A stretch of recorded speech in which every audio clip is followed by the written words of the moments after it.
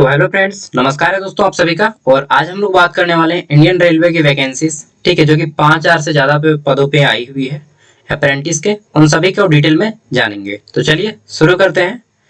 और Indian railway का एक अपना ही इतिहास है, मजेदार है, ठीक है, पूरा प्राचीन है, अंग्रेजों से शुरू है। चलिए देखते हैं वैकेंसी के बारे में। तो ये है नोटिफिकेशन और इसको मैं फुल स्क्रीन कर लिया। अब यहाँ से शुरू करते हैं, ठीक है। तो देखिए, ये जो इसका डेट पहले जान लेते हैं। तो डेट ऑफ इसका जो पब्लिकेशन है, नोटिफिकेशन जारी करने का, वह 4 नवंबर को हुआ है। वहीं पे आपका ओपनिंग ऑनलाइन एप्लीकेशन फॉर्म भरने का 4 नवंबर से ही स्टार्ट है। लास्ट डेट की बात करें तो आप 3 दिसंबर तक फॉर्म को अप्लाई कर सकते हैं, ठीक है। और इसमें डिवीजन वाइज बांटा गया है सीटों को, ठीक है। चलिए देखते हैं एक एक करके सब कुछ चीजें। तो यहाँ पे तो हमने जान लिया ये डेट। अब यहाँ पे हम लोग क्वालिफिकेशन जानेंगे एंड मोड ऑफ सिलेक्शन जानेंगे। तो सबसे पहले मोड ऑफ सिलेक्शन जान लेते हैं। देखिए, यहाँ पे बोला गया है candidate must note that no centralize merit list will be formed. देखिए, आपका सेंट्रलाइज मेरिट लिस्ट नहीं बनेगा, मेरिट लिस्ट बनेगा आपका जोन के हिसाब से, जिस जोन से बनिएगा, ठीक है। तो देखिए, सबसे पहले बोला गया है कि अप्रेंटिस विल बी, ये जो अप्रेंटिस है, will be selected on the basis of unit wise, trade wise and community wise, ठीक है। सबका अलग अलग होगा। मेरिट पोजीशन बोला गया है, the merit list for each unit will be based on percentage of marks obtain in matriculation, यानी कि आपने 10वीं में कितना मार्क्स हासिल किया है, विथ मिनिमम 50% होना ही चाहिए। एंड आईटीआई में जितने मार्क्स लाए हैं, ITI in trade in which apprentice to be done, the final panel will be on the basis of average of marks in matriculation and ITI, ठीक है। तो दोनों का मिला के औसत निकाला जाएगा और जिनका हाईएस्ट होगा उनको लिया जाएगा। इसके साथ ही ये तो आईटीआई वालों के लिए कुछ पोस्ट है जिसमें आपका 12th मांग गया है।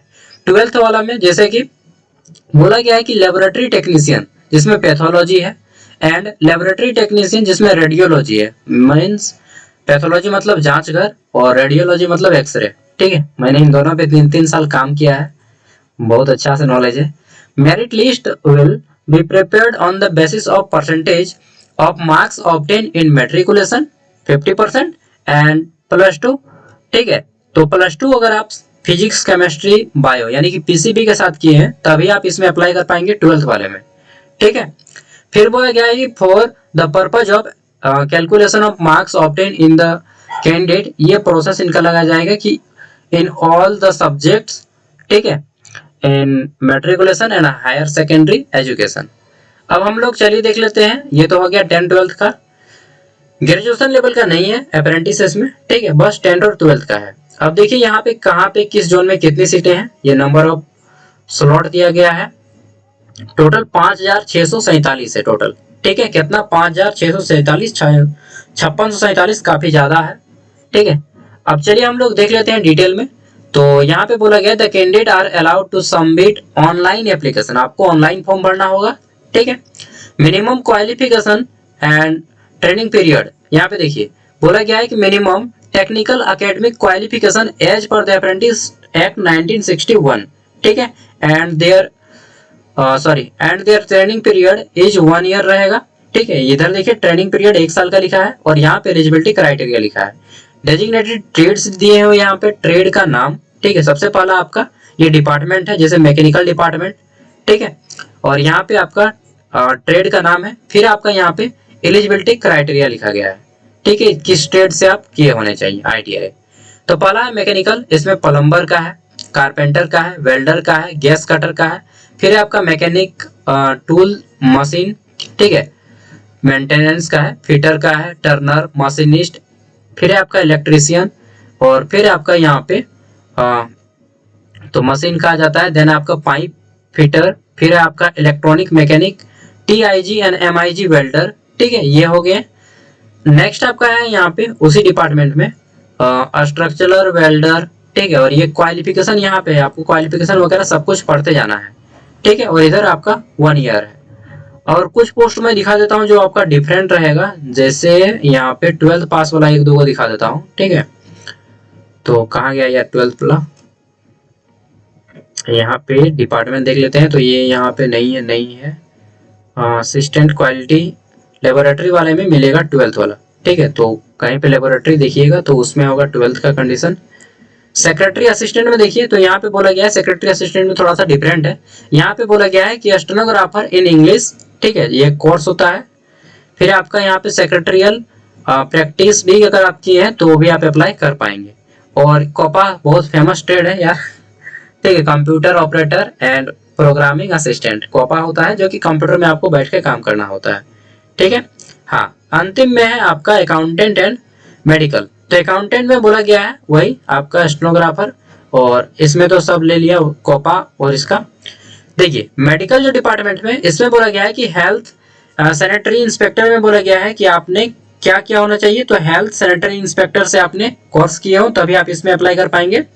फिर आपका कोपा वाले में अप्लाई कीजिएगा। उसके बाद मेडिकल लेबोरेटरी एंड पैथोलॉजी जो है इसमें 12th पास मांग गया है, ठीक है, दोनों में, पैथोलॉजी और रेडियोलॉजी में आप 12th पास हो, ठीक है। और साथ में बोला गया है कि एटलीस्ट 50% मार्क्स हो यार, 50 से कम है तो फिर नहीं होगा। और पीसीबी से किए हो, मैथ लेके किए तो फिर नहीं होगा। हाँ, लेकिन physics chemistry math and biology चारों ले लिए हैं तब भी आप अप्लाई कर पाएंगे। बस बायोलॉजी आपका होना ही चाहिए, ठीक है। इसमें बोला गया है कि आपका जो कोर्स है वो 15 महीने का है, ठीक है, 1 ईयर एंड 3 मंथ। ये हो गया। प्रोसेस भी जान ली सिलेक्शन का। अब फॉर्म आपका ऑनलाइन होगा, ठीक है, यहाँ पे सब कुछ तो दे ही दिया गया है। और एज लिमिट तो देखिए कम से कम 15 साल एंड मैक्सिमम एज आपका 24 साल होना चाहिए, ठीक है। और साथ में ST/SC को 5 साल की, OBC को 3 साल की छूट दिया जाएगा, ठीक है। ये हो गया। अब देख लेते हैं यहाँ पे रिजर्वेशन, तो 10% रिजर्वेशन है EWS का।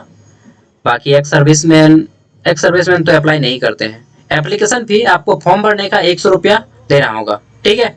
और देखिए यहाँ पे बोल दिया गया है कि once online application is completed in all respective candidate will be directed to payment gateway, ठीक है। और ये वेबसाइट है इनका www.nfrindianrailway.gov.in।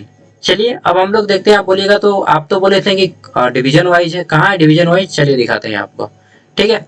फिर देखिए यहाँ पे तो बोला गया है ST/SC and PWD and women candidate are, उनको फॉर्म का फीस नहीं लगेगा, ठीक है, एग्जेम्प्टेड कर दिया गया है उनको फॉर्म फीस से। साथ में बोला गया है कि candidate seeking fee exempted as economic background class EBC अगर आप हैं, ठीक है।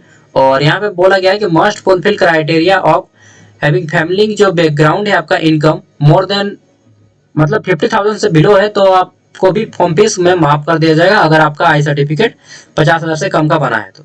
चलिए अच्छी है। और यहाँ पे साथ में बोला गया है 50 रुपया उनको लगेगा, किनको, तो on payment 50 rupees for each occasion, however the candidate will not be allowed to modify. अगर आप कुछ गलती वगैरह कर देते हैं, सुधार करते तो 50 रुपया देना पड़ेगा, ठीक है। अब यहाँ पे देख लेते हैं हम लोग कहाँ पे कितना है सीटें, बहुत सारी चीजें, ठीक है। देखिए यहाँ से शुरू होता है आपका स्लॉट फॉर अप्रेंटिस ट्रेनिंग। जैसे यहाँ पे ये आपका कटिहार डिवीजन का है, ठीक है, यहाँ से देख लीजिएगा कहाँ पे कौन सी सीटें हैं। उसके बाद फिर आपका यहाँ पे कटिहार डिवीजन के बाद ये आपके ट्रेड्स हैं, डिपार्टमेंट्स, ठीक है। देन आपका यहाँ पे अलीपुर है ना जी, हाँ, अलीपुर दौर डिवीजन। और ये कहाँ कहाँ पे पड़ता है तो उसको आपको देखना पड़ेगा, ये स्टेट कहाँ का है, मुझे तो यहाँ पे नहीं मालूम है इतना, ठीक है। देन आपका यहाँ पे रंगिया डिवीजन। और आगे देख लेते हैं तो फिर आपका यहाँ पे लुमडिंग डिवीजन, अलग अलग डिवीजन है यार इनका, ठीक है। ये रेलवे जोन जैसा डिवीजन नहीं है इनका, जो होता है ना लोको सेट वगैरह, उस टाइप से इनका डिवीजन स्लॉट किया गया है, ठीक है। तो ये डिवीजन है सारे। आगे देख लेते हैं तो यहाँ पे न्यू बेगनीकोन वर्कशॉप, तो वर्कशॉप वगैरह है। फिर ये भी वर्कशॉप है आपका, ये डिब्रूगढ़ है जो कि असम में पड़ता है। NFR-HQ हेडक्वार्टर यूनिट, ठीक है। उसके बाद इतना ही है, ठीक है। और कुछ कुछ जगह में मेडिकल डिपार्टमेंट भी है, जैसे देख लीजिए यहाँ पे भी आपका मेडिकल का। टोटल इसी तरह से 5600 सीटें हैं, ठीक है, अगर आपको अप्लाई करना है। और ये जो लास्ट में आता है जैसे एनेक्चर यहाँ पे लिखा है एनेक्चर 9, ये सभी आपका ज्वाइनिंग के टाइम में काम आता है, ठीक है।